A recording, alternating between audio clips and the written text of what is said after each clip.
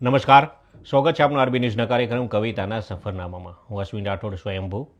આજની મારી રચનાનું શીર્ષક છે સાદગીની સુગંધ, જે આપની સમક્ષ રજૂ કરું છું. કે ફૂલ પર ઝાકળ બિંદુ જેમ મોતી થઈ હશે, ફૂલ પર ઝાકળ બિંદુ જેમ મોતી થઈ હશે, એમ સાદગીની સુગંધ સાચા હૃદયમાં વસે.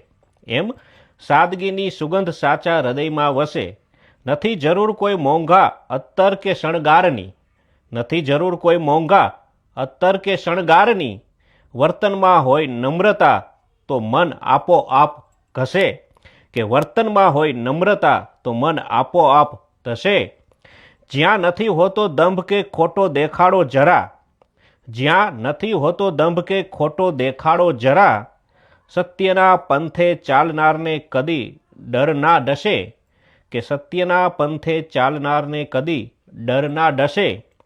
કાદવ વચ્ચે રહીને પણ કમળ રહે છે કોરું, કાદવ વચ્ચે રહીને પણ કમળ રહે છે કોરું, એમ દુનિયાની ભીડમાં સજ્જન અલગ થઈ ખસે.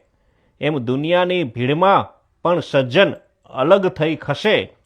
ઈશ્વર પણ મળે છે ત્યાં જ્યાં નિખાલસતા હોય છે. કે ઈશ્વર પણ મળે છે ત્યાં જ્યાં નિખાલસતા હોય છે. સ્વયંભૂ પ્રગટે તેજ જ્યારે પડદા અહમના ખસે. કે સ્વયંભૂ પ્રગટે તેજ જ્યારે પડદા અહમના ખસે.